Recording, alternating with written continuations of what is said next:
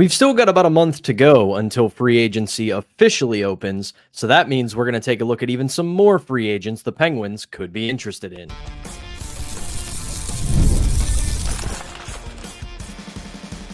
You're Locked On Penguins, your daily podcast on the Pittsburgh Penguins, part of the Locked On Podcast Network, your team every day.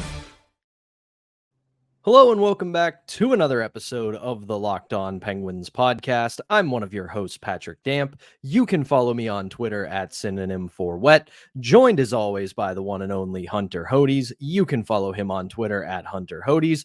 You can give our show's account a follow at LO_Penguins. And we thank you for making this your first listener watch of the day because we're your team every day. And don't forget, we are free and available wherever you get your podcasts as well as YouTube. And before we get started today's episode is brought to you by Game Time. Download the Game Time app, create an account, and use code LOCKEDONNHL for $20 off your first purchase. Terms apply. So here we are. It is still the middle of the offseason, not even the middle of the offseason. We are in the very beginning of the offseason for the most part, because as you know, the Stanley Cup still has not been awarded, nor has the Stanley Cup final even begun. Still got a couple days to go before even that starts, but here we are, and we know that we have been saying on this show quite a bit. We believe that this offseason is going to be one of change for the Pittsburgh Penguins. Won't be anything seismic. Obviously, all of your favorite and familiar faces will be back.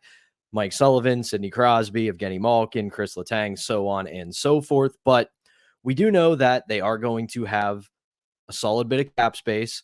We expect Kyle Dubas to make some moves, whether it's moving a few players out, making some signings. We still don't know what the total plan is in net. We're going to figure that out later this summer, and we are going to discuss that later on in the show.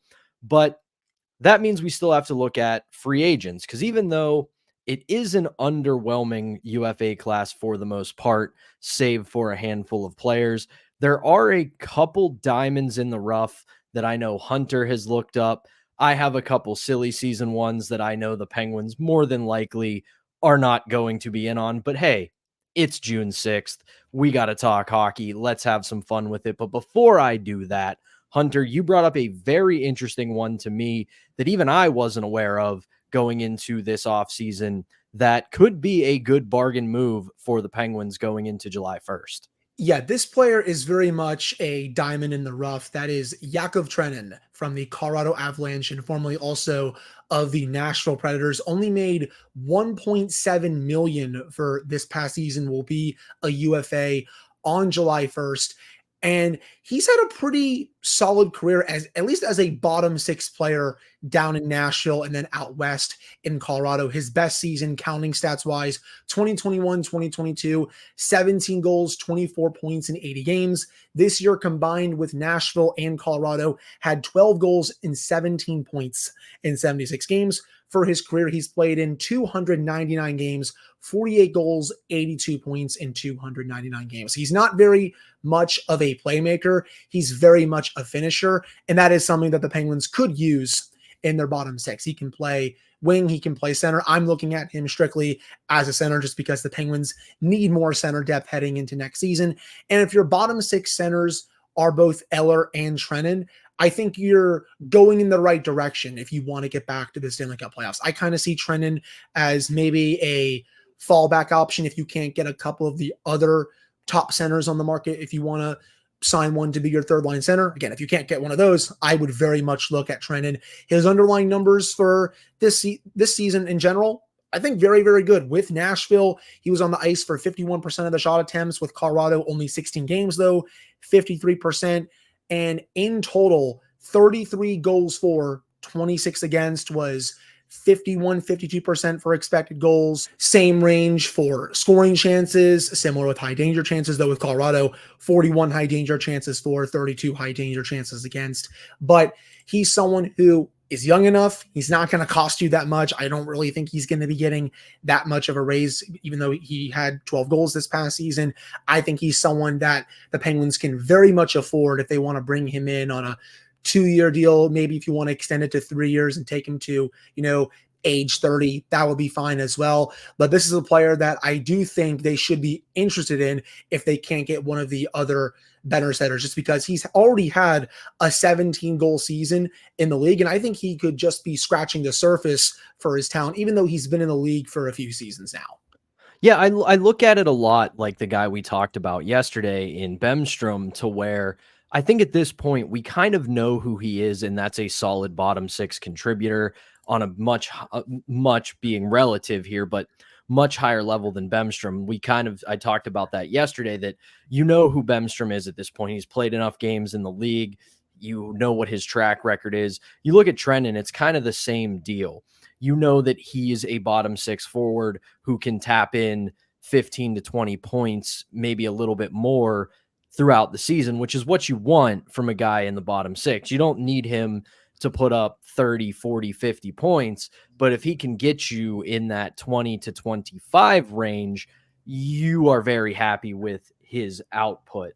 And most of those points are goals. If you just look at his production, again, he's not much of a playmaker. He's a finisher. And as I said a few minutes ago, the Penguins really need a few finishers to be added to this lineup for next season, considering how awful their finishing luck has been for the past 3 years. Of course. And I want to reiterate what I said at the top.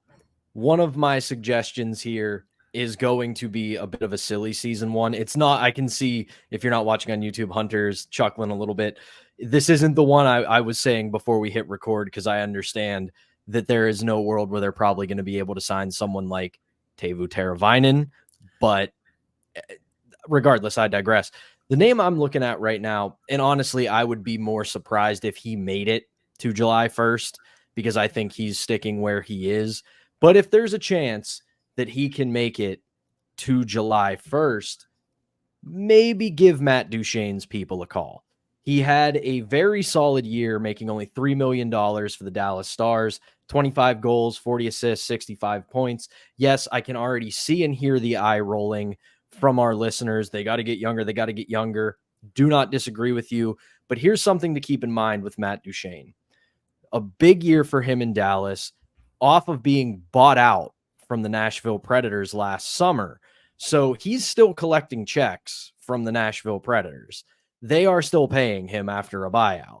And I don't know what he's looking for specifically. I haven't seen a ton of reports on exactly what he's angling for this offseason, but always keep in mind with guys who had buyouts that they don't need the big deal because they have a guaranteed pay coming in from the team that bought them out.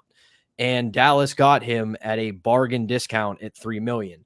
Is he going to require a bit more probably this year after a 65-point season in Dallas? Yeah, he's probably going to get a bump to $4.5 million if I had to guess, if not more. But that said, he can play wing. He can fill in center. He still has what looks like, after that year in Dallas, a handful of good years of hockey left.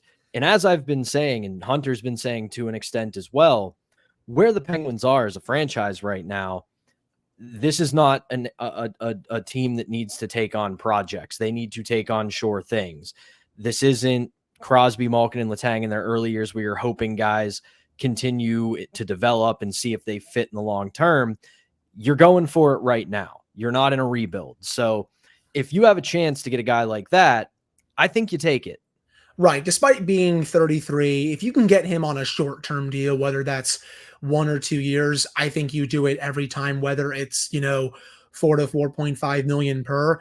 I think I take that gamble, even though Duchene is going to be a year or two older by the end of that contract. You already gave his counting stats, had a very good year with Dallas. He was someone I kind of circled last year before you joined the show later on that summer.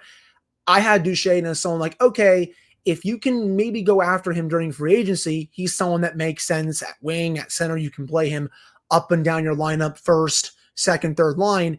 And when I saw how cheap he signed for in Dallas, I was really like, seriously? You didn't really want to give him a call? And I mean, maybe they did and he wasn't interested in going to the Penguins, but he signed for such a cheap deal in Dallas where I was like, I'm kind of stunned that he was only getting $3 million considering how good of a player he still is. I mean, like, heck, you dive into the underlying, sure, for Corsi, shot attempts, only 49% of those, but 54 goals for, 36 goals against this past season, 51% expected goals for rate, about 51.5% of the scoring chances, 32 high danger goals for, 23 high danger goals against. He was great in the playoffs for the Stars. He's still very much a big time player in the NHL.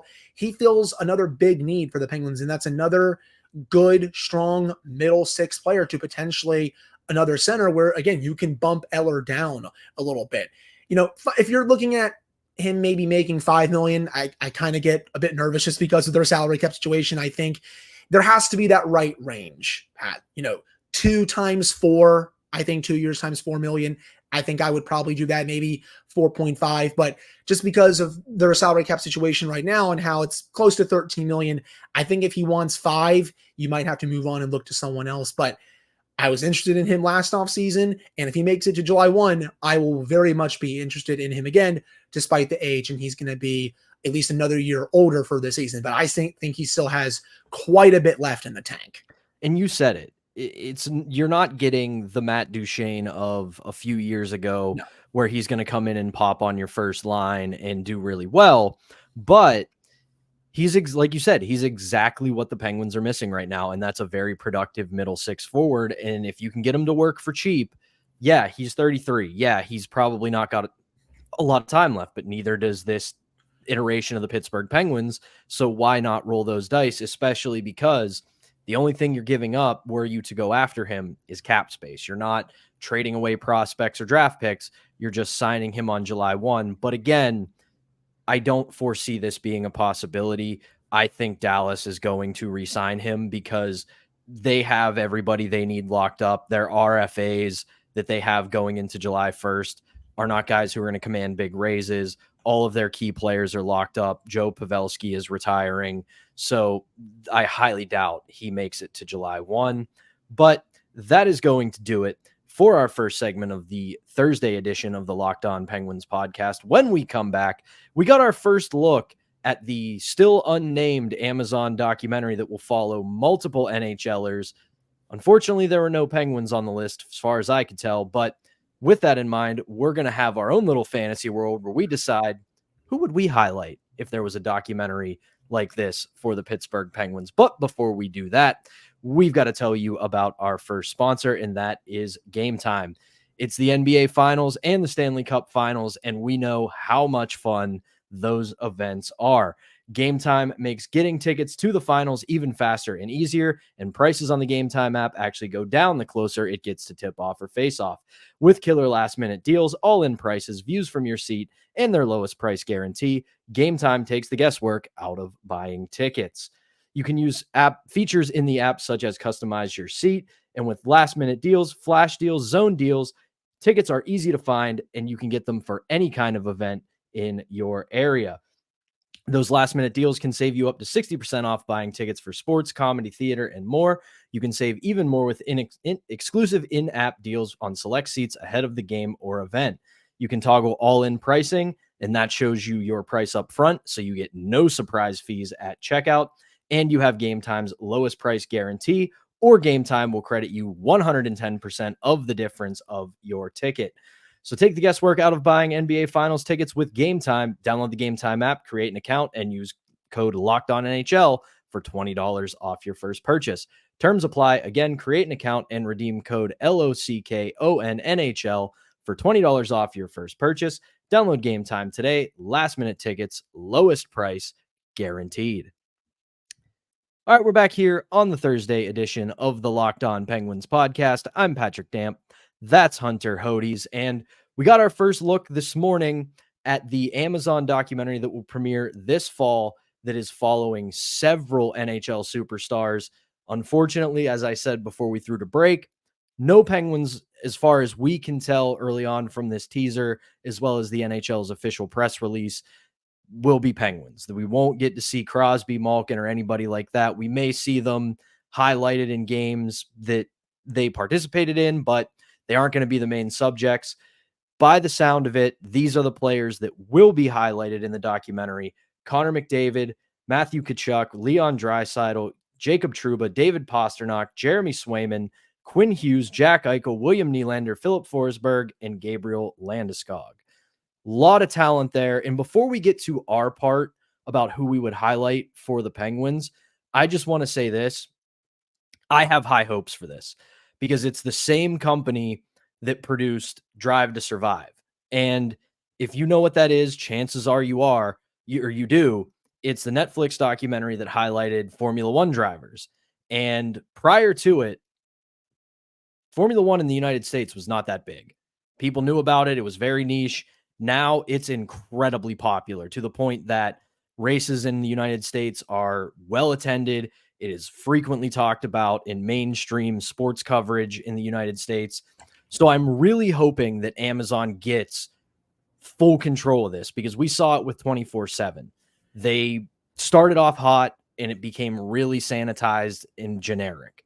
So I have high hopes for this. I'm going to watch it regardless, but I really hope that Amazon knocks this out of the park. Agreed. I'll definitely watch this as well. I'm really looking forward to seeing, how they treat someone like McDavid. I know a lot of fans and even some other media members out there kind of think of McDavid as the usual hockey robot. So I want to see how Amazon humanizes him a little bit because I do think there's a different side to him than just him talking to the media after practice, talking to the media after a game. I think with Pastrnak especially, that one is going to be hilarious. He's always been a character on and off the ice for the Bruins, and I think they're going to do a really good job with him. Kachuk's the same. He's always a character on the ice. I want to see how he is off the ice a little bit too. I know there's no Penguins on there for this, but I'm still looking forward to watching it. Yeah, it's going to be a lot of fun. And in a interview with The Athletic with Mark Lazarus today, they talked about this, and it sounds like the people who are producing this for Amazon, they're not hockey people. They didn't tap lifelong hockey fans to produce and write this. It is somebody from completely on the outside, somebody who is, I think, if I read the article correctly, has been to like 4 games in their entire life. And at one point, he described hockey, his knowledge going into it, as angry Canadians who fight. So this could be really good. But let's talk about this. If the Penguins were to get somebody highlighted in this, I know who my answer is, and it's going to be an off the board one. It's not going to be any of the big guns. It's not going to be any of the big boys. It's going to be one of the newer additions. And for me, I want to see Jesse Puljujarvi on this because he, in all accounts, seems to be one of the most fun-loving, entertaining people on the Penguins roster. And I think between all the facial expressions we see of him, if you're on Twitter, you have seen the screenshots of this guy with his tongue out, looking like a goofball when he plays hockey. But by the sound of it, if he was mic'd up, it would be really funny. It would be really entertaining. And I think that probably is an extension of his personality. So I would love to see what Jesse Puljujarvi does away from the rink, how he interacts with his teammates, things he does when he's not playing hockey. I think it would be an incredible piece of cinema. I like that one. I'm going to stay on that train and do another very new Penguin. How about Michael Bunting, man? Wouldn't you like to see how he is away from the ring and just, get to know him a little bit more off the ice? The Penguins, they've only gotten a short sample size from him so far. Obviously, he was great during the end of the season for the Penguins, but, getting a full season from him and getting that type of Amazon documentary on him, I think would be a lot of fun. He's already also been quite loud, it looks like, in the locker room, just with the videos that the Penguins social media team were posting towards the late stages of the season. It looked like he was already starting to turn into at least a small leader for the team, and he looks excited to be here in Pittsburgh. He had an Instagram post on Wednesday thanking everyone for the warm welcome and can't wait for a full season with the Penguins. But I think him, with the way he plays, the way he acts on the ice, and just his personality, I think he would be a slam dunk pick for an Amazon documentary if they were to do it with the Penguins. Obviously, the core players would too. Outside of Bunting, I think of the core, Pat, Evgeny Malkin. I know Sid would be a great choice too, but you know how funny Gino is. He's probably one of the most hilarious players in the National Hockey League. I don't think many people outside of Pittsburgh understand how funny he is on an everyday basis for this team, and getting a documentary, on him would be awesome. So of the core players outside of Bunting, give me one on Gino. Yeah, he would be great. And I know this isn't new. It's been kind of happening over the last decade plus. He has really evolved from the shy Russian superstar to being Evgeny Malkin. Yes. And he has really grown and become a bigger personality. Obviously, because it's hockey and because he's Russian, like we don't get as much from him. But in the instances we've seen, he has been an absolute gem. Last one for me, it's another not totally off the board pick. Been here a long time, definitely part of the core now. I would love to see Brian Rust as well, because we talked about him last week when he said, oh, we would have beaten the Rangers when he was on a Twitch stream with Ninja. He is also kind of a big nerd. Like, he has talked about like, oh, I have like these, I've had these marathon games of Catan with some of my teammates. He plays video games. He's a family man now. Like, he really would be a fun person to highlight, because here's the thing that I think a lot of people need to understand when they go into this documentary. If it gets made in a similar way to things like Drive for Survive or Full Swing, the emphasis is not going to be on hockey. Yes, it'll be a part of it. Like, you're going to see them in games. You're going to see them mic'd up. You're going to get the narrative of the season that they're in. But the purpose of it is to humanize the players themselves. So we'll see games, we'll see meetings, we'll see practices, all that. But really, you're going to get feature length episodes of players away from hockey. And that is, in this era of sports and entertainment, what people look for now. And that's how you grow games. I agree. I think he would also be a very good pick. If I had to put one more in there, obviously Sid is the easy choice. I mean, getting to see a different side of him would be great. But how about Erik Karlsson, man? He's hilarious on the ice. He's hilarious off the ice. He always jokes with media members, just going back to his days with Ottawa, heck, San Jose as well. He's always been just really fun, not even obviously fun to watch play, but also fun to see how he acts when he's not on the ice, And I think he would also be a really fascinating fit for an Amazon documentary for the Penguins. So that's how I think I'll end this segment. That's another player who I would look at as well. I can't believe I didn't really vote Crosby. If they wanted to do him, obviously I would not be mad, just because he's the captain. He's one of the 5 greatest players to ever play the game. But I just think there's a few better options overall. That's no disrespect to Crosby, please. Don't. Well, and put it this way before we wrap up this segment. Crosby's done his job to promote and grow the sport.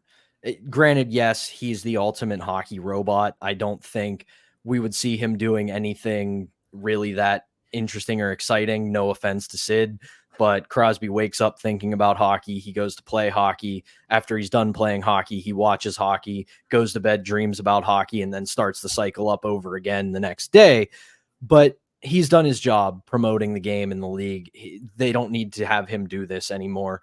It would have been cool, but at the same time, it's also been done.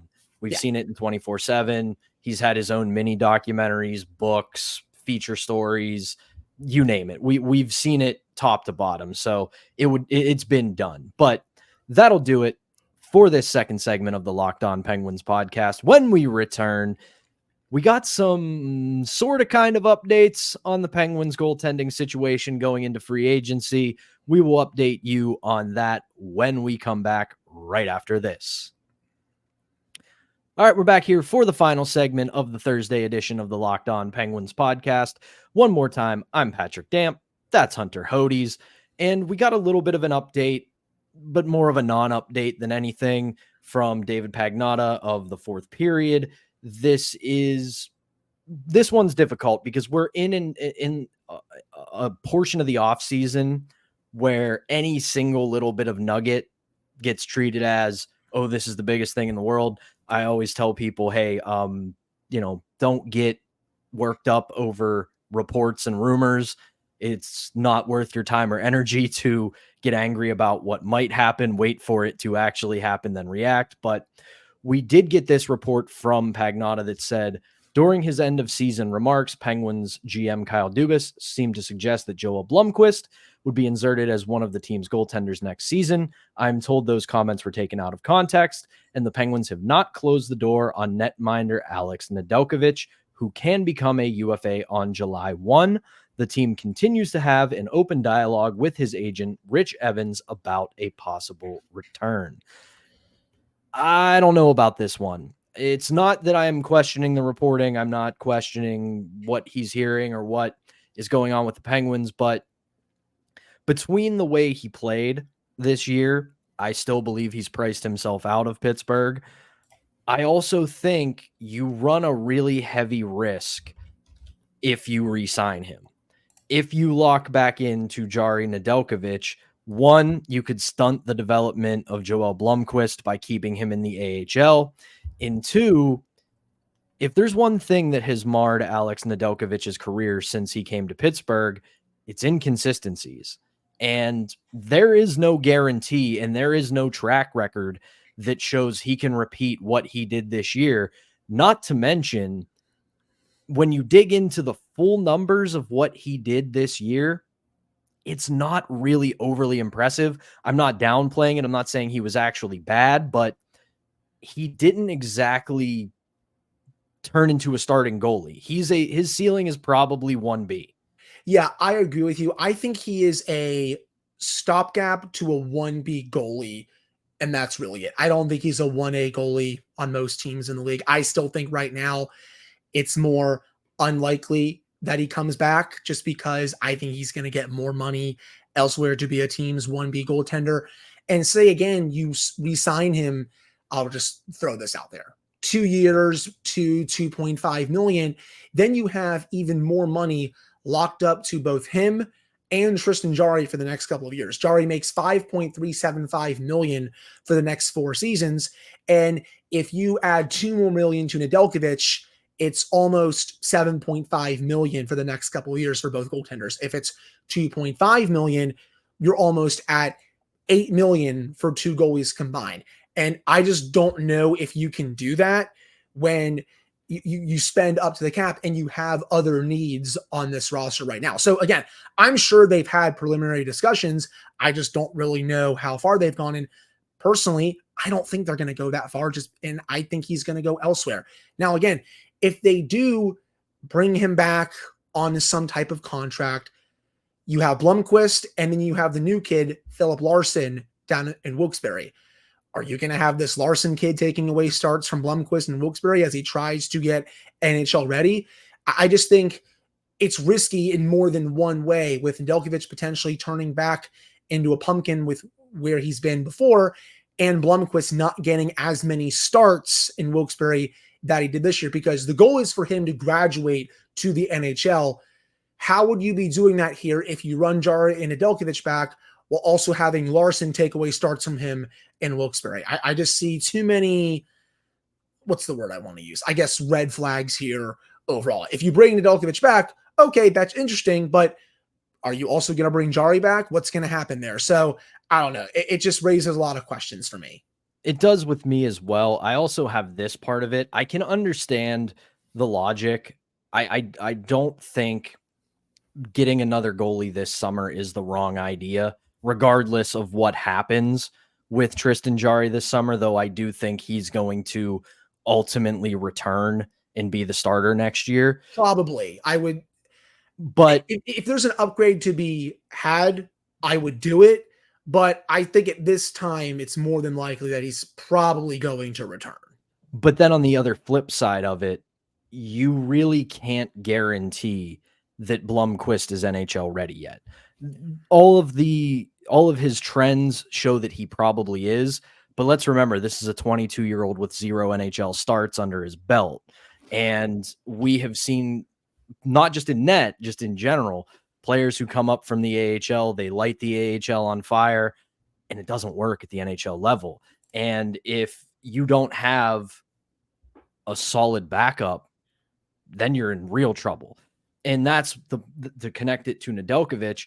I think he's going to cost a lot more than you'd want to pay for a backup goalie. If you have a $1.5 million backup goalie, 1B goalie, then fine. If you lose that goalie to waivers, or you can just bury that goalie for a few games or a few weeks, not a big deal. But if you bring back Alex Nedeljkovic on $2.5, $3 million in that range, which I think he's probably in line to get, and he doesn't work out, or Joel Blomqvist doesn't pan out correctly, then you add in maybe Tristan Jarry struggling again, then you're in a real world of hurt. Right. No, I agree with you. And say you also move on from Jarry, you deal him, and maybe you get someone that's not Linus Ullmark.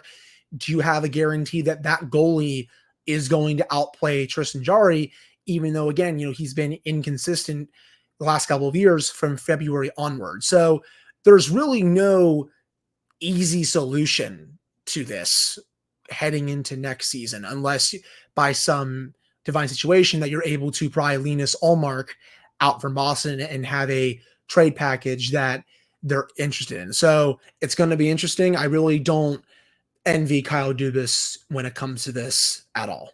For sure. And the last thing I'll say on it is this: like, despite the UFA class being very unimpressive, that also means that there are options you can take to be your backup or your next Alex Nedeljkovic, a guy who isn't going to be your starter. But if Jarry falters, they can step in and take some time away, or at the very least help load manage Tristan Jarry better to where they can play a handful more games. But we will see what happens with that. A lot of time to go. But even though we have a lot of time to go, we are out of time here on the Locked On Penguins podcast. We thank you for always tuning in. Hunter and I will be back tomorrow on Friday with a mailbag episode. We will have some posts out and some calls out here on our YouTube channel, as well as our social media channels. So if you've got any questions you want us to answer here on the Locked On Penguins podcast, we will be doing that tomorrow. But for now, for Hunter Hodes, I am Patrick Damp. Thank you as always for tuning in, and we will be back on Friday.